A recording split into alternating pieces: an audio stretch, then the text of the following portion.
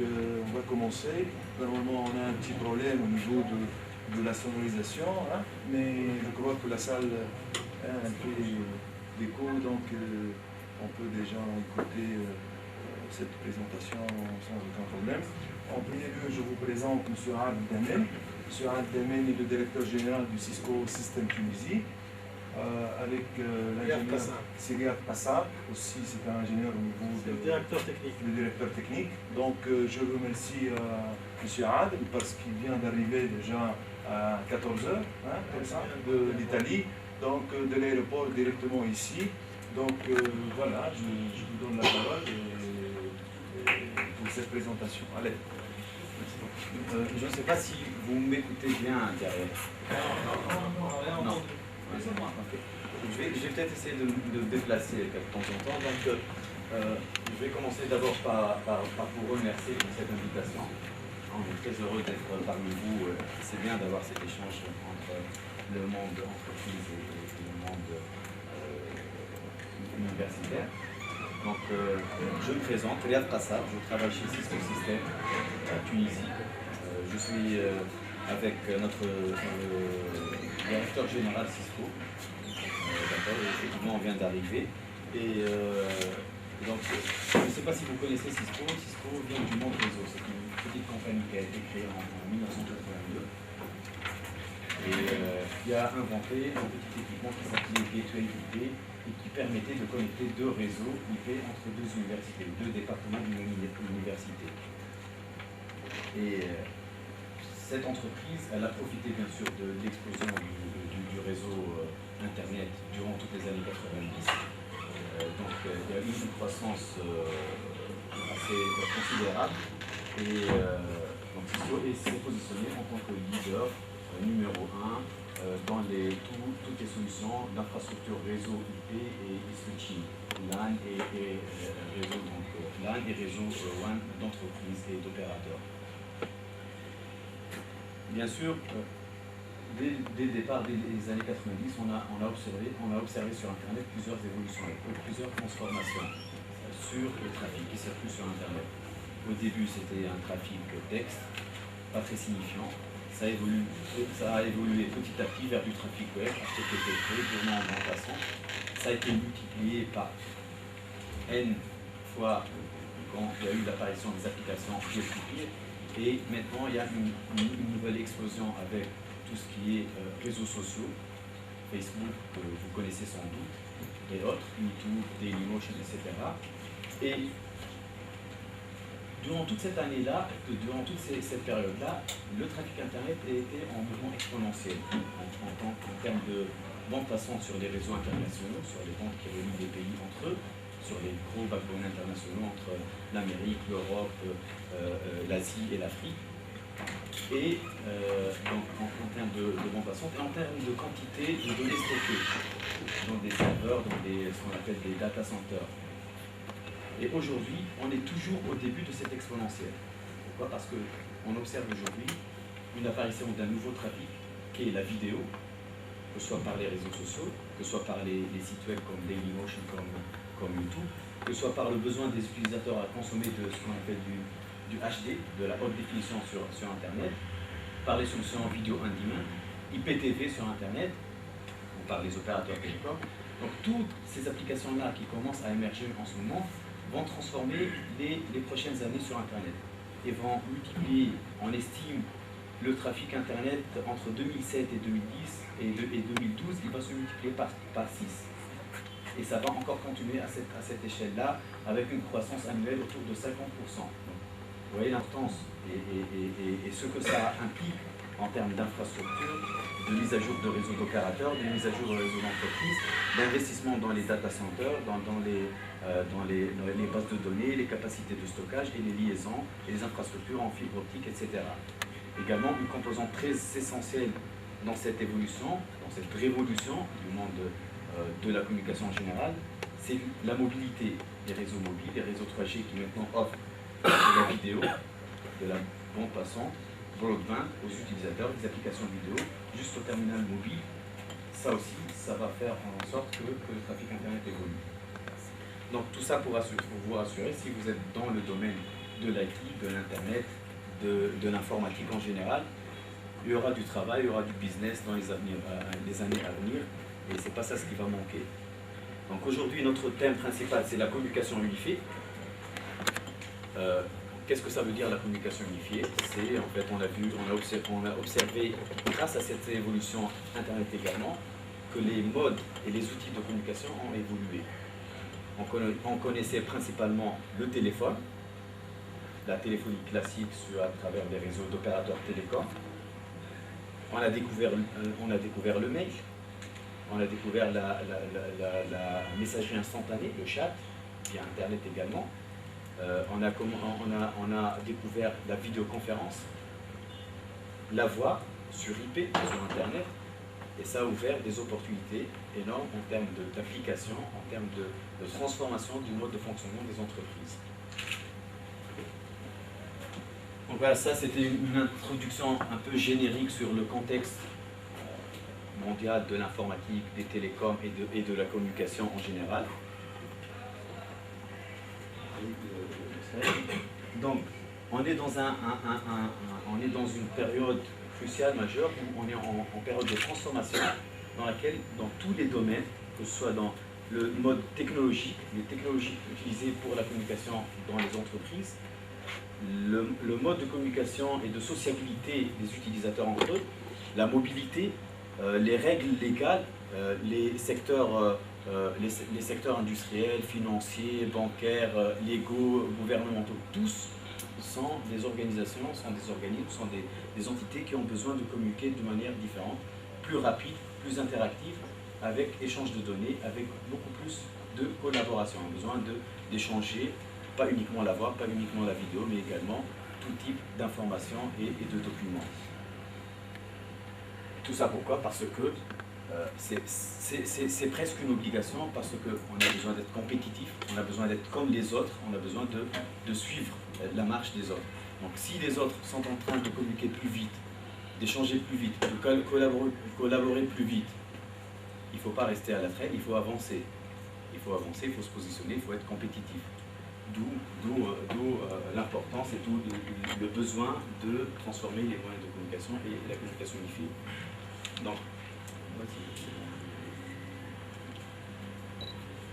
Donc là, il y a un besoin au niveau des entreprises dans la communication unifiée d'intégrer les différents moyens de communication, voix, vidéo, données, échange de documents, vidéoconférencing, etc. Et au besoin, donc, au niveau des employés, d'avoir un minimum d'interface, un minimum d'outils, à partir duquel on va intégrer, on va accéder à toutes ces applications-là. Je ne veux pas avoir un téléphone pour le mobile, un PC pour le mail, un autre téléphone pour le fixe, etc. Je veux le maximum d'applications intégrées sur mon PC, sur mon téléphone mobile, à travers de chez moi, etc.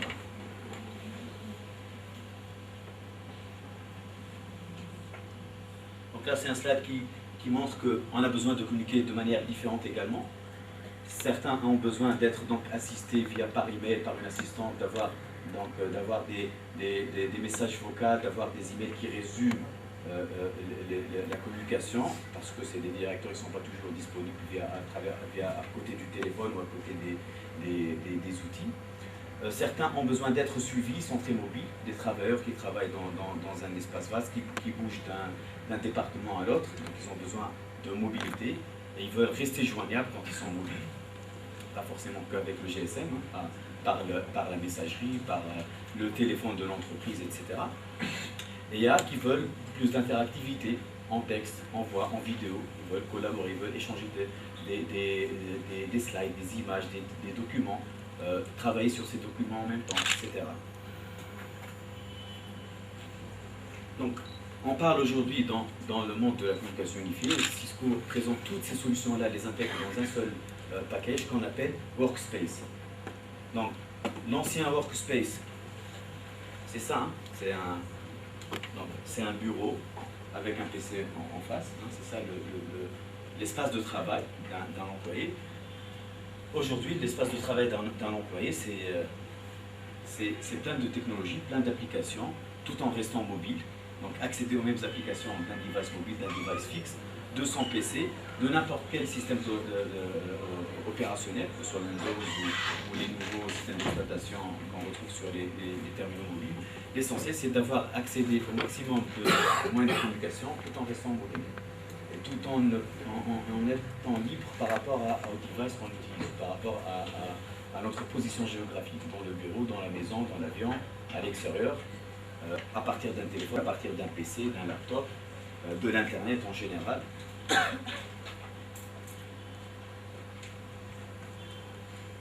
Donc, le nouveau workspace, c'est des applications business intégrées, souvent orientées web, à travers lesquelles on accède au ERP, à la base de données de l'entreprise.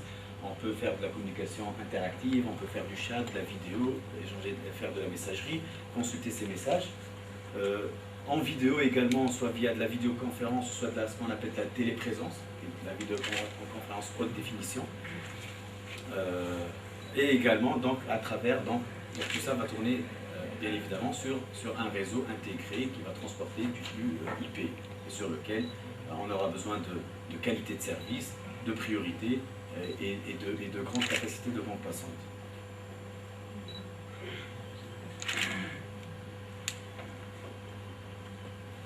L'approche de Cisco dans la communication unifiée, ce que nous proposons en produit et en solution, c'est des solutions de data center, parce que lorsqu'on est dans la communication unifiée, lorsqu'on a du volume de données, donc il faut équiper des data centers, des salles informatiques avec des équipements de communication, avec des bases de données pour stocker de l'information, et tout ça donc, nécessite des switch LAN, de la haute disponibilité, des mécanismes de sécurité, de load balancing, etc. Toutes les infrastructures réseau d'entreprise et réseau de data center. On propose également des techniques d'accès, des techniques de réseau d'accès en WAN, en LAN, en mobile, et des devices d'accès, des routeurs, des petits switches. On a des solutions de mobilité que nous allons voir en détail tout à l'heure. On est leader et très bien positionné dans toutes les solutions de sécurité qui sont nécessaires à mettre en place un réseau d'entreprise, une plateforme de communication unifiée. Et puis bien sûr, lorsqu'on a un système complexe, il faut de la gestion, il faut du management, il faut des mécanismes de contrôle et d'identification, que ce soit de profils utilisateurs, de règles d'accès, etc. Donc également, nous proposons ce genre de plateforme. Donc en communication unifiée, on a des solutions d'IP téléphonie, donc des téléphones IP, des PABX IP qui tournent sur le réseau LAN de l'entreprise, et WAN notamment. Sur cette plateforme de téléphonie IP également, on peut construire une plateforme de call center. Vous connaissez les centres d'appel, donc également. Donc un centre d'appel, c'est un groupe d'utilisateurs qui vont recevoir des appels téléphoniques, mais derrière, il y a toute une machine qui va distribuer ces appels d'une manière dynamique, qui va donner des priorités, qui va gérer des profils d'agents d'appel, il va router ces appels suivant les profils, il va permettre aux consommateurs, donc lorsqu'ils se connectent au centre d'appel, d'avoir accès à ce qu'on appelle un IVR, un IVR, un Interactive Voice Recorder, qui va lui permettre de collecter un code abonné, de consulter une base de données et d'être routé vers la bonne compétence pour traiter son appel. Donc on propose cette plateforme de data center qui s'intègre également avec des applications de base de données, des CRM, des CRM Microsoft, Salesforce, etc. On a des solutions de conférencing. Donc quand on dit conférencing, c'est des appels vocaux multipoints qui impliquent plusieurs utilisateurs, mais également avec la composante vidéo et avec la composante web qui permet d'échanger des messages. Et on va regarder toutes ces composantes-là. Messagerie unifiée également, donc on va voir également la messagerie, que ce soit messagerie vocale, peut être intégrée avec donc, la plateforme de messagerie email que vous connaissez. Donc ça c'est en Unified Communication. Ensuite en vidéo également, nous investissons beaucoup en vidéo et nous avons plusieurs plateformes. La première, donc c'est des applications de desktop vidéo, c'est des clients vidéo qui vont accéder à ces plateformes de vidéoconférencing. On a une solution de téléprésence que vous voyez là sur l'image là, c'est la possibilité de faire des réunions virtuelles, de la vidéoconférence avec de la haute qualité audio et vidéo, et qui permet également en même temps d'échanger des documents. Et c'est une application qui est très utilisée par les compagnies internationales qui voyagent beaucoup. Donc téléprésence et vidéoconférence également. En Web 2.0, je ne sais pas si vous connaissez le terme ou pas, Web 1.0, c'est tout ce qui est client-serveur. L'utilisateur accède à Internet, il va télécharger, il va faire de la navigation, il va faire du FTP, etc. Web 2.0, c'est la nouvelle phase d'Internet dans laquelle l'utilisateur est en mode participatif.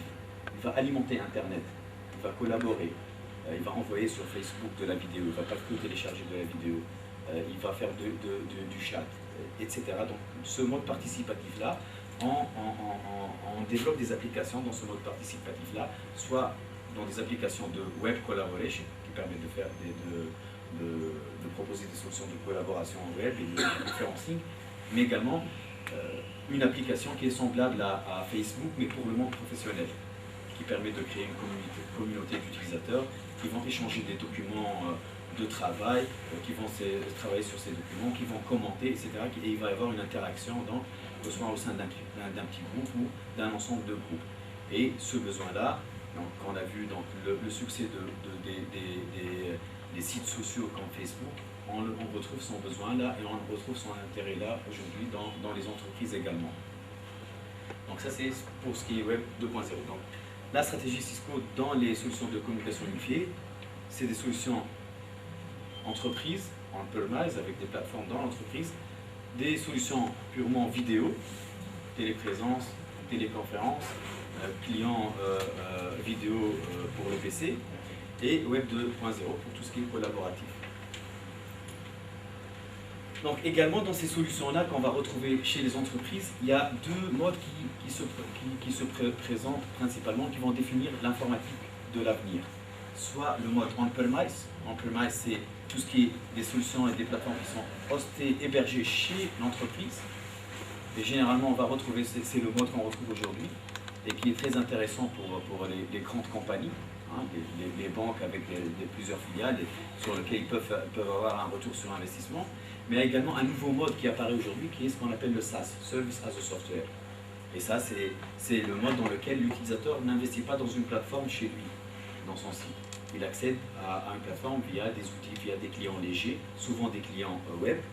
C'est le cas de WebEx. Notre plateforme WebEx est une plateforme qui permet de faire de la vidéoconférence, de la téléphonie et du partage de documents, sans pour autant avoir des équipements et des serveurs chez soi.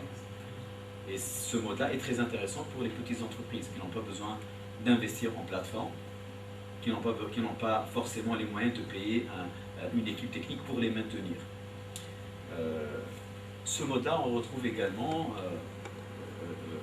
chez Google, par exemple. Google propose des solutions, Service as a Software, tout le mode, Software as a Service, tout le mode donc, informatique de Google est un mode SAS. Software as a Service. Google ne vend pas d'équipement, elle ne vend pas de serveur, mais elle propose des solutions de collaboration, de messagerie, etc. WebEx, pour le monde entreprise, propose des choses semblables.